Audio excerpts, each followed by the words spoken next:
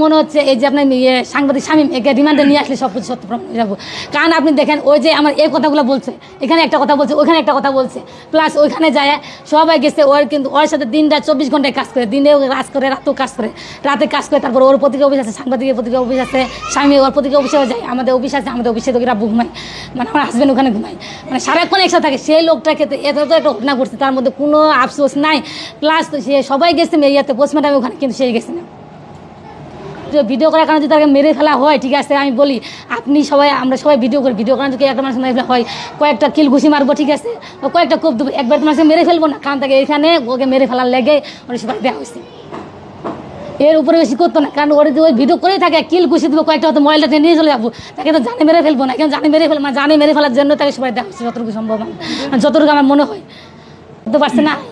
আমার এখানে মনে হচ্ছে বাবা আমার পুরো বিশ্বাস যে স্বামী জড়িত আছে। আচ্ছা, আমরা যে সিসিটিভি ফুটেজটা দেখলাম, যে একজন মহিলা বা সিসিটিভি ফুটেজে পুলিশের যেটা ধারণা করছে, উনি ওই যে একজন মহিলার সাথে আরেকজন মানে তর্ক বিতর্ক করছে, সেই তাদের ভিডিও করছে, এটা দেখে দুর্বৃত্তরা তার প্রতি হামলা করছে। আমি এটা কোনোভাবে বিশ্বাস করি না, কারণ যে মহিলাটা দেখছে না, আমি ভিডিও ভালো করে দেখেন, মহিলার সাথে কিচ্ছু হয় না, কয়েকটা এমনি ইয়ে হচ্ছে, ঘুষাঘুষি হচ্ছে, তারপর চলে আসছে, মহিলা কিন্তু স্বাভাবিকভাবে আসছে, পরে আরেক লোক আসছে, আমি দেখছি এটা ভিডিওটা, বুঝছেন, পরে দৌড় দিয়ে গেছে, কিন্তু মহিলা কিন্তু ইয়া করাই ছিল, মহিলাকে তো মারতো, মহিলা তো কিছুই করে দেখেন, ভালো করে দেখেন, মহিলা খালি তো কয়েকটা কিল ঘুষি মারছে, মহিলা কিন্তু স্বাভাবিকভাবে দাঁড়িয়ে দিচ্ছে, পরে মহিলা কিন্তু আস্তে আস্তে চলে গেছে, আর মানে সব কিছু সাজানো শুরু করছে, পূর্ব প্রস্তুতি, মানে পূর্ব পরিকল্পনা, বুঝছেন, যে কখন তুই একা থাকবো, কখন স্বামী নিয়ে আসবো, মানে সব এগুলো, মানে লোক এখানে আপনার কী বলবো, সব প্রস্তুতি করে আসছে এক কথায়, যে একটা পর একটা কীভাবে নিয়ে আসবো, কীভাবে মারবো, সব আগে থেকে ইয়া করা আছে। কেউ না ধারণা করতেছে, এটা কিছুদিন আগে একটা ঘটনা ঘটছিল, আমাকে বলছে সেটা, যে এক মহিলা এক মেয়ে প্রেগনেন্ট হয়েছে, 12 বছরের মেয়ে, এক বাসায় থাকতো, বাড়িওয়ালা বাসায় থাকতো, বাড়িওয়ালা নাকি ধর্ষণ করছে, বাড়িওয়ালা না আরও অনেকে, মানে 6-7 জন ধর্ষণ করছে, ঠিক আছে। এখন বাচ্চা মহিলা, ওই মেয়েটা হচ্ছে 8 মাসে প্রেগনেন্ট, এখন এর বাবা ওইটা কাজ করে, আর বাবা কাজ করে, ওই যে আপনার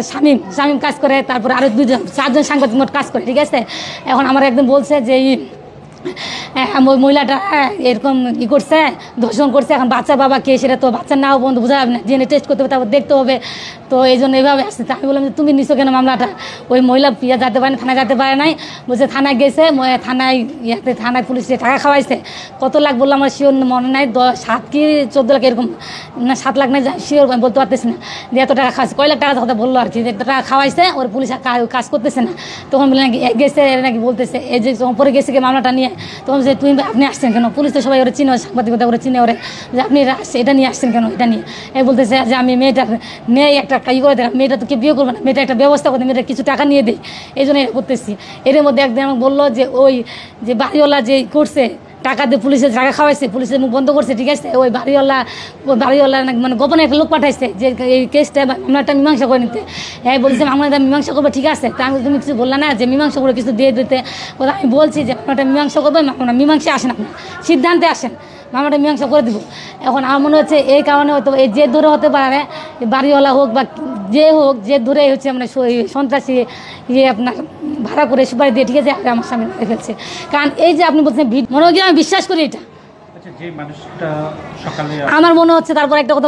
আপনার যে স্বামী, সুস্থ স্বামী বাসা থেকে গেল, গিয়ে তার লাশ দেখি, মানে এটা কি ভাবছেন কখনো এরকম? বুঝলাম না বিষয়টা। আপনার ভালো একজন মানুষ বাসা থেকে, হ্যাঁ, এটা তো আমি বিশ্বাসই করি না তার মারে ফেলছে, সে তো আমার কিছু বলছেন। এখন আমার মনে হচ্ছে যে ওই যে শত্রুতা করে কেউ মারছে, ঠিক আছে, পুরো প্রস্তুতি নিয়ে মারছে, এটা ভিডিও যত কিছু বলতেছে ফেসবুকে, ইউটিউবে, এটা আমি কিছুতে বিশ্বাস করি না। ওই মহিলাটা আপনি ভালো করে দেখেন ইউটিউবটা, যে মহিলাটা কী করছে, মহিলাটা কিছুই করছে না, কয়েকটা কিল ঘুষি মারছে, মহিলা কিন্তু চলে গেছে, মহিলা কিন্তু দাঁড়িয়ে রয়েছে, পরে আরেকটা লোক আসারি করছে, পরে দৌড় দেবে, আরেকজন পিছিয়ে আসছে, ওখানে তো আমার হাজব্যান্ড দেখাই গেছে না। আমার হাজব্যান্ড কোন জায়গায় ভিডিও ফুটেজ করলো, আমার হাজব্যান্ড ভিডিও গানে আরেকটা ইউটিউবে বলতেছে কি জানি, যেমন খুশি তেমন রাস্তা পান না, কি যেন একটা বলছে, এটা লাইভে আসছে। আমি আমার হাজব্যান্ডের মোবাইলে, বুঝছেন, ওর ফেসবুকে যাই দেখছি, এমন কোনো লাইভ হয় নাই। অনেকে বলছে লাইভ করার কারণে মারা গেছে, অনেকে বলছে এটা করার কারণে মারা গেছে, অনেকে বলছে ভিডিও ফুটেজ করছে, এরকম কোনো ভিডিও ফুটেজ তা দেখছি না যে পোস্ট করছে, মোবাইলটা পাইছি না, সেটা পোস্ট করছে, তার তো আমি তার ফেসবুক আইডি তো আসছে, ফেসবুক আইডি তো আমার সাথে আসছে নাকি, ফেসবুক আইডিতে আমি ঢুকে দেখছি, যে কোনো আপনি দেখেন, আমি দেখাতে পারি কোনো কিছু নেই, এমন কিছু লেখে নাই যে যেটা তাকে কেউ মারতে পারে বা কেউ তাকে হামলা করতে পারে। মানে আপনি ধারণা করতেছেন যে এটা পুরো